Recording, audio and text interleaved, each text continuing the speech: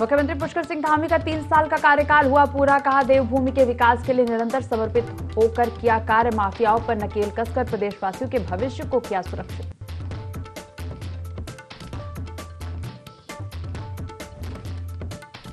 मुख्यमंत्री पुष्कर सिंह धामी लेंगे समीक्षा बैठक, विद्यालयी शिक्षा, उच्च शिक्षा और तकनीकी शिक्षा की लेंगे जानकारी। 2025 तक उत्तराखंड को सर्वश्रेष्ठ राज्य बनाने पर भी करेंगे चर्चा।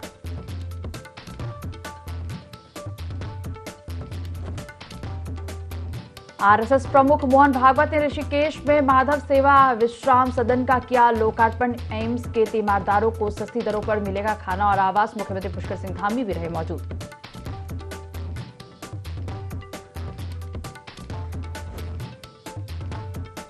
उत्तराखंड के कई हिस्सों में अगले 3 दिन तक भारी बारिश का अलर्ट, मौसम विज्ञान केंद्र ने कुमाऊं में भारी से भारी बारिश का जारी किया अलर्ट। देहरादून, हरिद्वार, टिहरी और पौड़ी जिले के कुछ इलाकों में भी भारी बारिश का ऑरेंज अलर्ट जारी।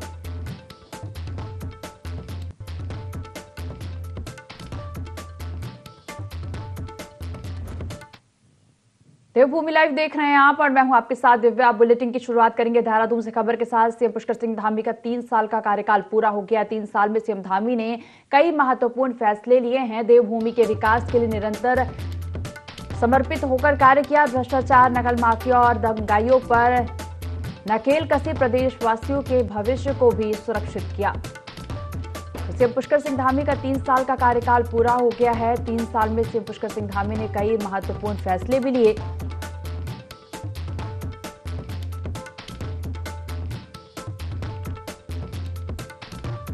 प्रदेशवासियों के भविष्य को भी सुरक्षित किया।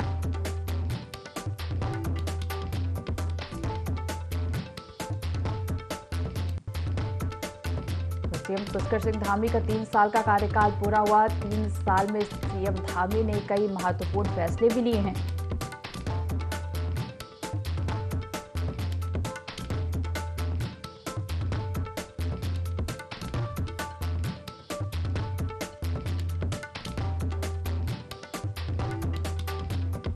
सीएम पुष्कर सिंह धामी का 3 साल का कार्यकाल पूरा हुआ। 3 साल में सीएम धामी ने कई महत्वपूर्ण फैसले लिए।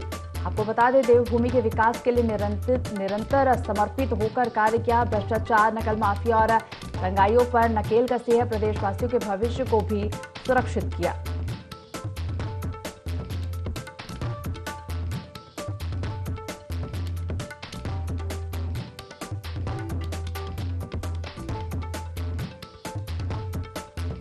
देहरादून से बड़ी खबर, सीएम पुष्कर सिंह धामी का 3 साल का कार्यकाल पूरा हो गया है।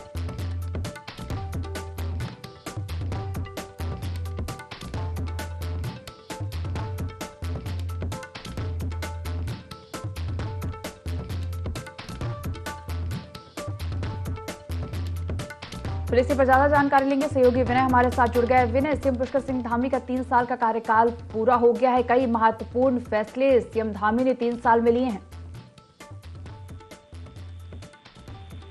जी बिल्कुल दिव्या, देखिए आपको बता दें कि जिस तरह से प्रदेश के मुख्यमंत्री पुष्कर सिंह धामी का जो कार्यकाल है वो 3 साल का यहाँ पर पूरा हो चुका है और इस दौरान उत्तराखंड वासियों को जिस तरीके से यहाँ पर कई योजनाओं का लाभ मिला है, साथ ही साथ यहाँ पर कानूनों की अगर बात की जाए तो जिस तरह से जो नकल विरोधी कानून है या फिर यूसीसी को लेकर के जिस तरह से सीएम धामी कार्य कर रहे हैं, इसी के साथ साथ यहाँ पर धर्मांतरण कानून जो बनाया गया है, तमाम चीजों को जो है ध्यान में रखते हुए मुख्यमंत्री पुष्कर सिंह धामी ने जो है यहाँ पर काफी महत्वपूर्ण जो कार्य इस दौरान किया है। तो ऐसे में देखा जा सकता है कि सीएम धामी का जो कार्यकाल रहा है काफी महत्वपूर्ण रहा है और जिस तरह से विकास कार्य उत्तराखंड में लगातार सीएम धामी करते रहते हैं। तो और केंद्र की भी अगर बात करें तो केंद्र में जिस तरह से वो मंत्रियों से मिलते हैं और उत्तराखंड के लिए बड़ी सौगातें लेकर के आते हैं और हर तरह से जो है उत्तराखंड वासियों को यहाँ पर जो मदद दी जाती है या फिर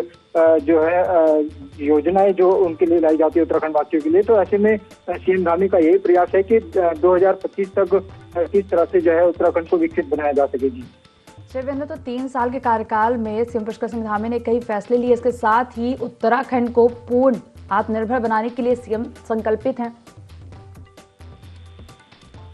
जी बिल्कुल, देखिए जिस तरह से सीएम धामी उत्तराखंड के लिए लगातार कार्य करते रहते हैं और पूरी तरह से पूरा फोकस जो है उनका उत्तराखंड के विकास कार्यों को लेकर रहता है। साथ ही साथ जिस तरह से चार धाम जो है वो उत्तराखंड में है, पर्यटन नगरी के नाम से जो है उत्तराखंड जाना जाता है। तो तमाम चीजों को ध्यान में रखते हुए सीएम धामी का यही प्रयास रहता है कि उत्तराखंड में जो विकास कार्य हैं उनको यहाँ पर पूरा किया जा सके। हर तरह से उत्तराखंड वासियों के हित में जो है कार्य किए जा सके। तमाम जो योजनाएं हैं वो यहाँ पर मिल सके, जो आम लोग हैं उनको योजनाओं का लाभ मिल सके। साथ ही साथ उन्होंने जिस तरीके से अभी केंद्र के जो मंत्री हैं उनसे उन्होंने यहाँ पर मुलाकात की है हाल ही में, और दिल्ली से जब वो वापस लौटे तो अब जिस तरह से यहाँ पर बैठकों का जो दौर है वो लगातार जारी है। तो देखा जा सकता है कि सीएम धामी का जो कार्यकाल 3 साल का रहा है वो तो काफी महत्वपूर्ण रहा ही है। साथ ही साथ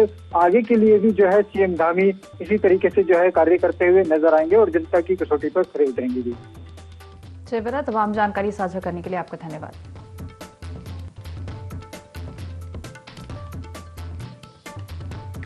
सीएम पुष्कर सिंह धामी का 3 साल का कार्यकाल पूरा हो गया है और 3 साल में सीएम धामी ने कई महत्वपूर्ण फैसले लिए हैं। भ्रष्टाचार, नकल माफिया और दंगाइयों पर सीएम धामी ने नकेल कसी है।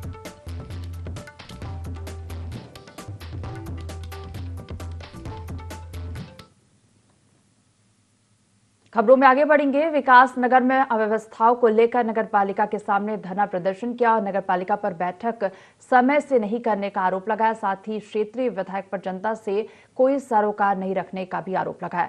प्रदर्शन के दौरान नगर पालिका पूर्व सभासद और कांग्रेस कमेटी की पूर्व नगर अध्यक्ष शम्मी भी मौजूद रहीं।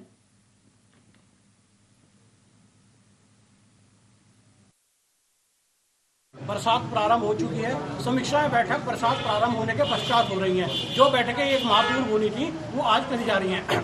दुर्भाग्य है ऐसे क्षेत्रीय प्रतिनिधि का और दुर्भाग्य है ऐसे प्रशासन का।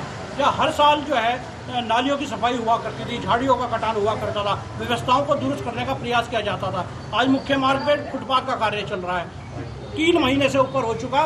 आज व्यापारी पूरा बाजार में परेशान है, उनकी कोई गुणवत्ता नहीं है। जगह जगह आज जो है मटेरियल को फैला दिया गया है, टाइलों को बिखेर के डाल दिया गया है, लेकिन कोई कहने और सुनने वाला नहीं है। आवाज को उठाना और आपको जागरूक करना, हम सलाह भी देंगे और आपको सलाह माननी भी पड़ेगी। और उसका यही कारण है कि आज आप समीक्षाएं ले रहे, झूठी समीक्षाएं ले रहे हैं। काहे की समीक्षा है? कुछ नहीं, सब ध्वस्त हो चुका है। मानसून शुरू होने से पहले वो कार्य किए जाते हैं, जबकि यहाँ पर सिर्फ समीक्षा की जाती है, समीक्षा होती है, बैठक होती है और मामला वैसे का वैसा रह जाता है। यहाँ पर बहुत सारे वार्ड ऐसे हैं, जैसे वार्ड नंबर 7 है, वार्ड नंबर 2 है जो बिल्कुल बाजार के पास में है, वार्ड नंबर 10 के पास मैं आपको बता दूं, वार्ड नंबर 10 से मैं खुद वहाँ पे रहती हूँ। वहाँ पे एक पुलिया है, वहाँ पे एक खड्ड है, बरसाती ऐसा खड्ड है कि वहाँ पर जब कभी मानसून बहुत ज्यादा आता है तो उसका जो जल स्तर है वो बहुत ज्यादा ऊपर आ जाता है, सड़क तक आ जाता है। लेकिन उसकी जो व्यवस्था, उसकी जो साफ सफाई है वो हमेशा मानसून आने से पहले हो जानी चाहिए, लेकिन वो नहीं होती। व्यवस्थाओं को सुदृढ़ नहीं करेंगे। हमारा यही प्रयास रहेगा कि लोग जागें और जो हमारी वर्तमान सरकार है, जो हमारे वर्तमान नेता हैं, वो सचेत और नगर की व्यवस्थाओं को सुदृढ़ करें।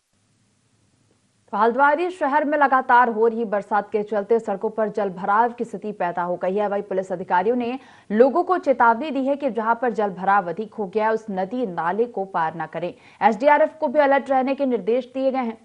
बता दें कि लगातार पिछले 2 दिन से हल्द्वानी शहर में बारिश हो रही है, जिसके चलते लोगों को काफी दिक्कतों का सामना करना पड़ रहा है। सुबह एसडीएम और अपर पुलिस अधीक्षक लोगों को अलर्ट करने के लिए सड़कों पर गश्त करते नजर आए।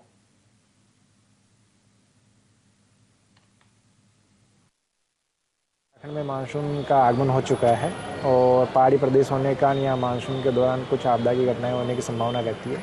इसके संदर्भ में पुलिस प्रशासन के द्वारा पहले से अपनी तैयारियां कर ली गई है। जो ऐसे संवेदनशील क्षेत्र हैं वहाँ पे जो प्रशासन की टीमें, पुलिस की टीमें जो है उनके द्वारा अपनी जो प्रारंभिक तैयारियाँ वो पूरी कर ली गई है।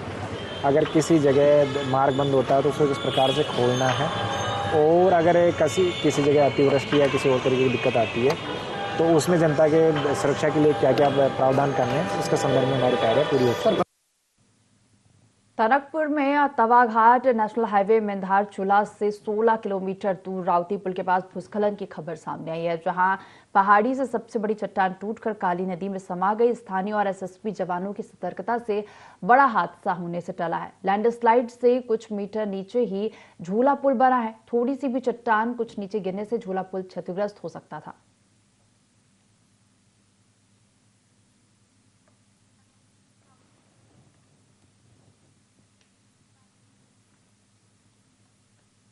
संसद में नेता प्रतिपक्ष राहुल गांधी के बयान के बाद उत्तराखंड में भी सियासत तेज हो गई है। एक और जहां कांग्रेस के नेता राहुल गांधी का समर्थन कर रहे हैं, तो वही बीजेपी पलटवार में जुट गई है। राहुल गांधी के पक्ष में उत्तराखंड में नेता प्रतिपक्ष यशपाल आर्य और प्रदेश उपाध्यक्ष सूर्यकांत धस्माना ने समर्थन किया है। कांग्रेस नेताओं ने कहा कि राहुल गांधी के बयान को तोड़ मरोड़ कर पेश किया जा रहा है, जबकि राहुल के बयान से बीजेपी और एनडीए सरकार हिल गई है। नेता प्रतिपक्ष यशपाल आर्य ने राहुल गांधी का समर्थन करते हुए कहा कि बीजेपी देश में जाति और धर्म की राजनीति करती रही है। भाजपा हिंसा और नफरत फैलाती है। राहुल गांधी ने संसद में भाजपा को पूरी तरह बेनकाब किया, इसलिए वो डरी हुई है। राहुल गांधी जी ने संसद में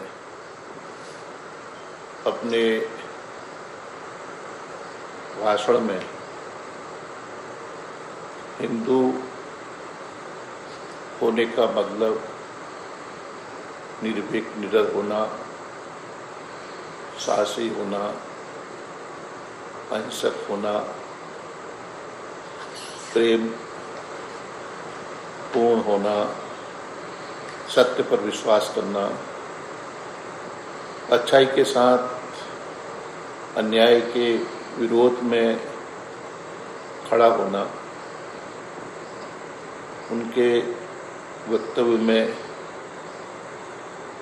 उन्होंने हिंदू के संदर्भ में ये बातें कही।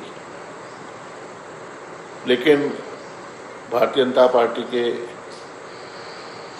नेताओं ने उनके वक्तव्य को, उनके मंतव्य को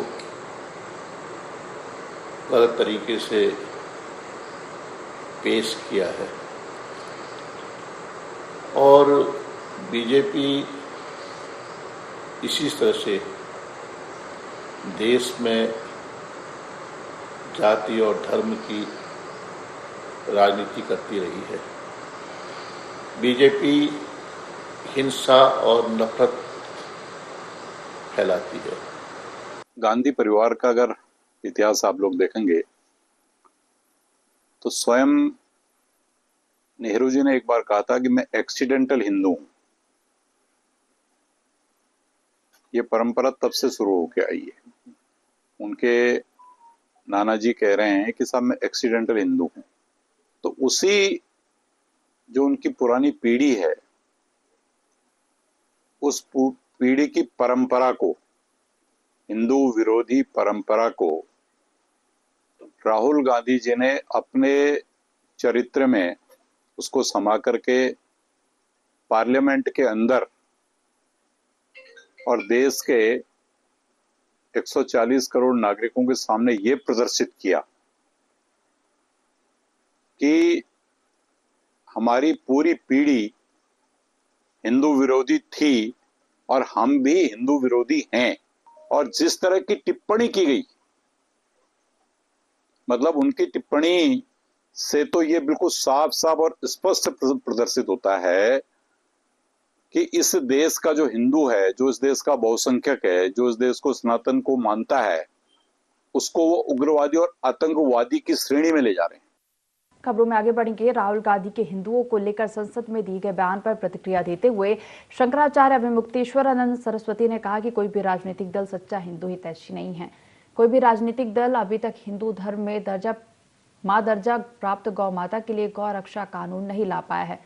उन्होंने आगे कहा कि राहुल गांधी संसद में जो कहते हैं वह एक राजनीतिक वक्तव्य है, लेकिन सच्चा हिंदू वह है जो गौ रक्षा कानून लेकर आएगा। वहीं राम मंदिर को लेकर शंकराचार्य ने कहा कि राम मंदिर का उद्घाटन आधे अधूरे भवन में किया गया, जिस कारण भगवान राम की स्थिति तंबू में विराजमान होने से भी दयनीय हो रही है। आपको बता दें कि शंकराचार्य अभिमुक्तेश्वरानंद सरस्वती अपनी 14 दिवसीय चमोली मंगलम यात्रा से हरिद्वार लौटे थे।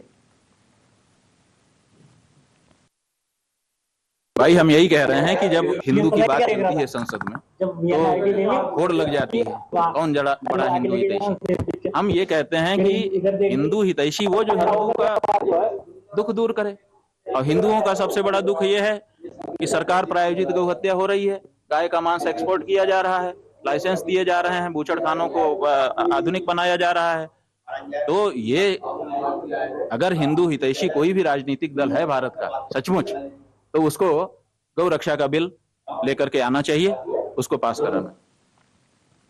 देहरादून को स्मार्ट सिटी बनाने की कवायद वर्ष 2017 में शुरू हो गई थी। देहरादून को वर्ष 2021 तक स्मार्ट सिटी बन जाना था, लेकिन 6 साल बाद भी देहरादून स्मार्ट सिटी नहीं बन पाया। अब ऐसे में एक बार फिर स्मार्ट सिटी को लेकर सियासत तेज हो गई है। देखिए रिपोर्ट। उत्तराखंड की राजधानी देहरादून को स्मार्ट सिटी की सूची में शामिल किया गया है। पिछले 6 साल से भी ज्यादा समय से स्मार्ट सिटी का कार्य चल रहा है। देहरादून स्मार्ट सिटी का कार्य अक्सर विवादों में रहा है। वर्ष 2017 में देहरादून स्मार्ट सिटी कार्य शुरू हुआ था और 2021 तक कार्य पूरे होंगे, लेकिन अभी भी ऐसे कई कार्य हैं जो अधूरे पड़े हैं। इसके चलते एक बार फिर देहरादून स्मार्ट सिटी मिशन की अवधि मार्च 2025 तक बढ़ा दी गई है। आइए जानते हैं देहरादून स्मार्ट सिटी के कितने काम पूरे हो चुके हैं और कितने काम अधूरे हैं। ये काम पूरे नहीं हुए। ग्रीन बिल्डिंग परियोजना का काम शुरुआती दौर में नहीं हो सका। ग्रीन बिल्डिंग के लिए नहीं मिली जमीन। 2021 में परियोजना का काम शुरू हुआ। 2024 तक पूरा होना था काम। 206 करोड़ रुपए लगाकर अभी 8% काम हुआ। ये काम हो चुके हैं पूरे। स्मार्ट शौचालय, स्मार्ट स्कूल बने, integrated command control centre, scratch building बनकर तैयार, modern Doon library, electric bus project भी तैयार, स्मार्ट वाटर स्क्वाड, स्मार्ट कूड़ा कलेक्शन वाहन अस्तित्व में आए, परेड ग्राउंड सौंदर्यीकरण, स्मार्ट वाटर मीटर भी तैयार। स्मार्ट सिटी के कामों को लेकर विपक्ष के साथ साथ सत्ता पक्ष के कई विधायकों ने सवाल खड़े किए हैं, जिसे लेकर जब तब सियासत भी गरमाती रही है। कांग्रेस के प्रदेश उपाध्यक्ष सूर्यकांत धस्माना ने कहा कि स्मार्ट सिटी के नाम पर जो मजाक बीजेपी की सरकार ने किया है, उसको लोग पीढ़ियों तक नहीं भूलेंगे। परेड ग्राउंड का वाटर लेवल खत्म कर दिया गया है। शहर की कच्ची जमीन में कंक्रीट का काम कर दिया गया है। ईस्ट और वेस्ट कैनाल को अंडरग्राउंड कर दिया गया है। शहर के सारे जल स्रोत खत्म कर दिए गए। प्री मानसून आते ही शहर में जलभराव की स्थिति बन गई है। अभी तो मानसून का आना बाकी है। पिछले साल जलभराव से हजारों लोग डेंगू की चपेट में आए थे और इस बार भी स्थिति वही लग रही है। ये स्मार्ट सिटी के नाम पर भारतीय जनता पार्टी की सरकार ने जो मजाक देहरादून के साथ किया है, उसको कई पीढ़ियों तक लोग नहीं भूलेंगे। देहरादून का सारा वाटर रिचार्ज सिस्टम खत्म कर दिया, परेड ग्राउंड का सत्यानाश कर दिया। उस परेड ग्राउंड में जिस प्रकार से कंक्रीट का निर्माण किया गया, टाइल्स बिछाई गई, वहाँ घास खत्म कर दिया गया, वहाँ कच्ची ज़मीन जो थी जिसमें वाटर रिचार्ज होता था, पूरे शहर का पानी चारों तरफ का उस परेड ग्राउंड में जाता था और पानी रिचार्ज होता था। आज शहर के अंदर पानी की हालत ये हो गई है कि ग्राउंड वाटर लेवल इतना कम हो गया कि ट्यूबवेल सूख गए गर्मियों में। ईस्ट कैनाल थी, वेस्ट कैनाल थी, दोनों नहरें जो शहर के बीचों बीच बहती थी, वो नहरें अंडरग्राउंड कर दी। भाजपा प्रवक्ता कमलेश रमन का कहना है कि स्मार्ट सिटी का प्रोजेक्ट लगभग 80 से 90% पूरा हो गया है, लेकिन कुछ काम जैसे स्मार्ट सड़क, child friendly city, green valley का कुछ काम रह गया है। इसको लेकर केंद्र सरकार ने 25 मार्च तक का समय दिया है। मुख्यमंत्री पुष्कर सिंह धामी की सरकार जल्द ही स्मार्ट सिटी के काम को पूरा कर देगी। इसके लिए मुख्यमंत्री स्वयं अधिकारियों के साथ बैठक भी कर रहे हैं। केंद्र सरकार ने 25 मार्च तक का समय स्मार्ट सिटी को और बेहतर बनाने के लिए दिया है। मुझे लगता है कि केंद्र की सरकार बधाई की पात्र है और पुष्कर सिंह धामी जी लगातार स्मार्ट सिटी को बनाने को लेकर के अधिकारियों के साथ वार्तालाप करते हैं और इस पूरे प्रोजेक्ट पर मॉनिटरिंग करने का काम कर रहे हैं। मुझे लगता है कि बहुत ही बेहतर हमारा स्मार्ट सिटी देहरादून बनने जा रहा है। अभी हमारा 80% काम लगभग पूरा हो चुका है। उसमें कुछ कार्य हमारे बाकी हैं, जैसे स्मार्ट रोड है, हमारा चाइल्ड फ्रेंडली सिटी प्रोजेक्ट का कार्य है, सीवर लाइन है, जो थोड़ा बहुत हमारा काम रह गया, वो भी बहुत जल्द इसमें पूरा हो जाएगा। देहरादून स्मार्ट सिटी के कामों को लेकर एक और जहां विपक्ष सरकार को घेरने का काम कर रहा है, तो वहीं सत्ता पक्ष के कई विधायक भी इस पर सवाल खड़े कर चुके हैं। तीसरी बार स्मार्ट सिटी परियोजना की समय अवधि बढ़ाई गई है, लेकिन देखने वाली बात ये होगी कि मार्च 2025 तक देहरादून के लोगों का स्मार्ट सिटी का सपना पूरा होता है या फिर यह एक ख्वाब ही रह जाता है। देहरादून से IND24 के लिए संवाददाता विनय सूद की रिपोर्ट। तो हरिद्वार के सिटरुल थाना क्षेत्र से हत्या का मामला सामने आया, जहां एक महिला ने अपने पति के साथ मिलकर अपने प्रेमी को मौत के घाट उतार दिया, जिसके बाद इसकी जानकारी पुलिस को लगी। पुलिस ने मामला दर्ज कर कार्रवाई शुरू की और आरोपियों को गिरफ्तार कर लिया। पूछताछ में आरोपी महिला ने बताया कि मृतक आरोपी महिला के साथ मारपीट करता था, जिससे परेशान होकर महिला ने उसे मौत के घाट उतार दिया। फिलहाल पुलिस ने शव को कब्जे में लेकर पोस्टमार्टम के लिए भेजा है।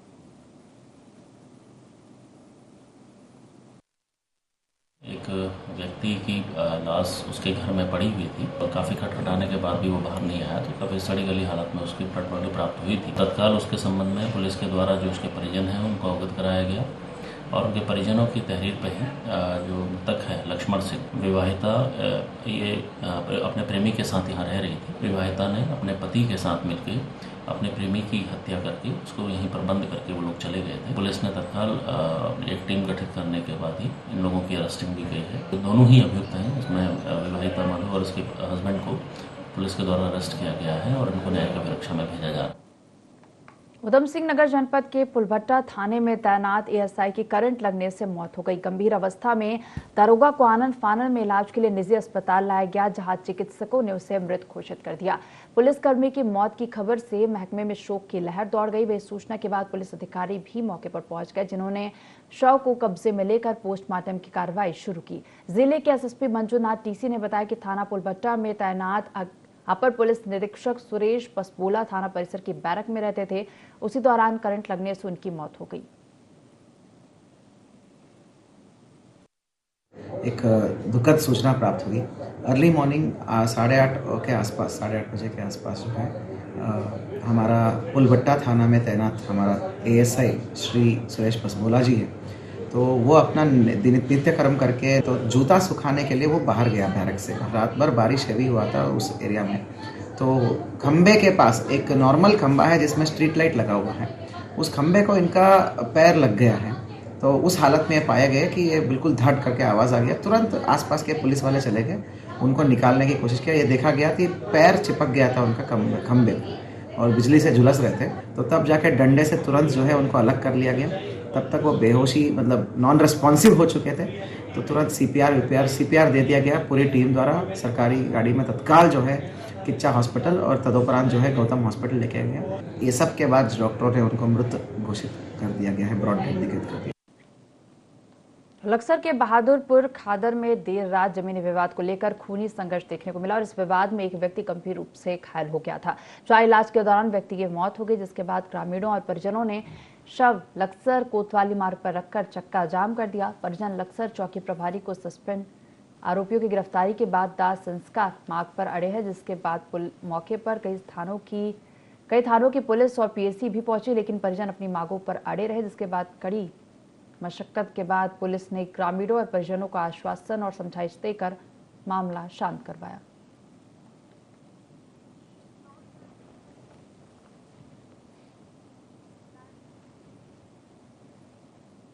तो इस बुलेटिन में फिलहाल इतना ही। आप देखते रहिए IND24। नमस्कार।